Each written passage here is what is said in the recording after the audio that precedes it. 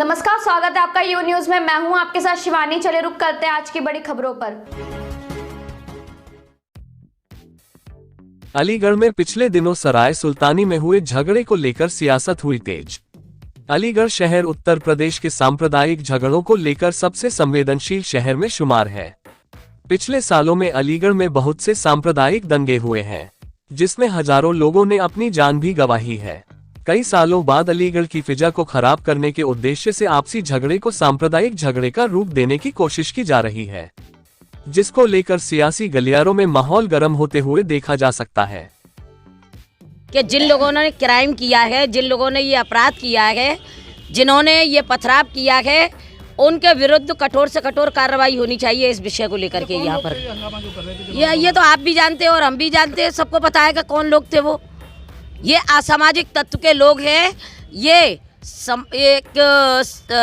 अपने हरिगढ़ की व्यवस्था को भंग करना चाहते हैं और इन लोगों के ज़्यादा दिमाग खराब हो गए हैं और इल्लीगल जो मीट की दुकानें खुली हुई हैं और उसकी आड़ में ये लोग अपराध भी करते हैं। मैं तो इनको आतंकवादी कहूँगी। ये आतंकवादियों के अड्डे बन चुके हैं।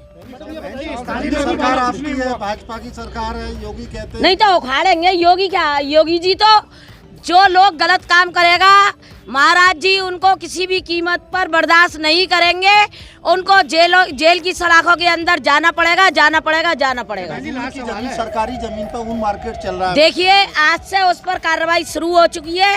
नगर निगम को भी अवगत करा चुके हैं और ये लोग वहां से उखाड़े जाएंगे और जो इनकी अवैध दुकानें हैं उनको ध्वस्त किया जाएगा। स्थानीय लोगों ने कहा है कि पिछले दिनों से लगातार वो शिकायतें कर रहे हैं, खुले में मांस बेचा जा रहा है और बावजूद कोई कार्रवाई नहीं हुई।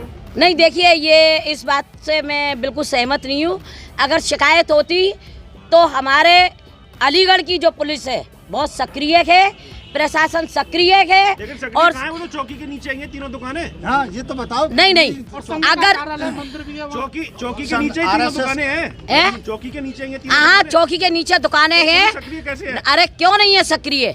अगर सक्रिय नहीं होती तो कल जरासी चिंगारी पर अलीगढ़ में दंगा भड़क सकता था। अगर प्रशासन की सक्रियता नहीं होती तो आरएसएस का कार्यालय भी है। आरएसएस कार्यालय के दरवाजे पे मीट की दुकान है। भाई नहीं, दरवाजे पे नहीं है, बैक साइड कार्यालय हमारे संघ का जो कौन, हाँ, रोड से ही जाते हैं।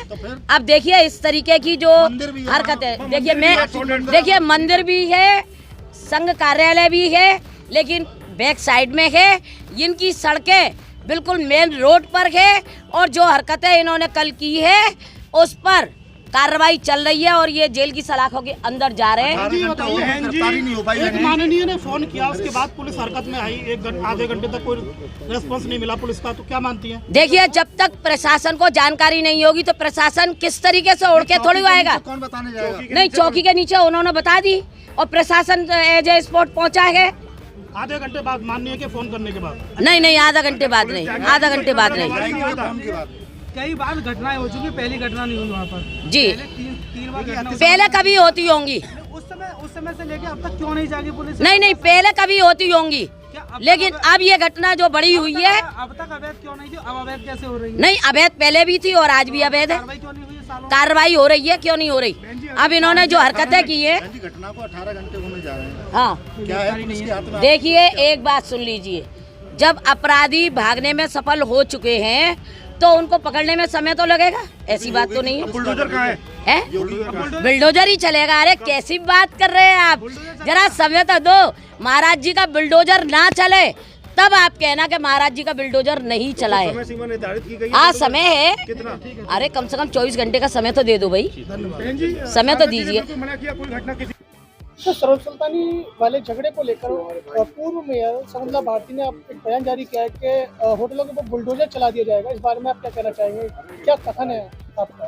अब मुझे नहीं मालूम शकुंतला पूर्व मेयर है, किस वजह से वो बुलडोजर की बात कर रही है। अगर गलत कोई होगा तो जरूर चले, हमें कोई एतराज नहीं। लेकिन अलीगढ़ में अमन का रहना, माहौल अच्छे बनाए रहना हम सबके हित में, दोनों भाइयों के हित में। छुटपुट घटनाएं हो जाती हैं, दो भाइयों में भी हो जाता है, ये भी दो भाई हैं। मैं समझता हूं कि इसको ज़्यादा तूल नहीं देना चाहिए। और एक तरफा कार्रवाई नहीं होनी चाहिए। अब होटल वाले का मामला है या मेरे साथी जो बेचारे वहाँ खाने आए थे उनका मामला है, दो भाइयों में लड़ाई हुई और ख़त्म होनी चाहिए। लेकिन इसको तूल देना, कम्युनल बना देना, हिंदू मुस्लिम बना देना, ये ठीक नहीं है। अब ये एडमिनिस्ट्रेशन का काम है। जब सालों से शहर में अमन कायम है और अभी तक प्रशासन भी काफी सतर्क नजर आया है। इस मामले को लेकर आप क्या कहना चाहेंगे? नहीं, उस पूरी रात डीएम एसएसपी साइड पे खड़े रहे, अमन के ही लिए खड़े रहे, उन्होंने मेहनत की। लेकिन मैं उनसे अब अपील करता हूँ कि एक तरफा कार्रवाई नहीं होनी चाहिए, हमें मिलाने की बात करनी चाहिए। अगर एक तरफा क्योंकि सरकार कहती है सबका विश्वास। अभी मैं सुबह न्यूज देख रहा था, प्रधानमंत्री चाहते हैं कि ओबीसी और कमजोर हो गए हमसे जुड़े, ऐसे कैसे जुड़ेगा? नहीं करना चाहिए, ये उनकी जिम्मेदारी है। मुझे नहीं मालूम किसका दबाव, उन्हें नहीं करे। डीएम एसएसपी बहुत समझदार लोग हैं, बहुत अच्छे लोग हैं। मैं उनसे अपील करता हूँ जो लोग माहौल बना रहे हैं आप उनके लिए क्या कहना उन पर सख्त एक्शन होना चाहिए। हमें अमन पहले चाहिए और भय पैदा करना ये ठीक नहीं है। Thank you. मेरे साथ बस इतना ही। बाकी की तमाम खबरों के लिए देखते रहिए यू न्यूज़।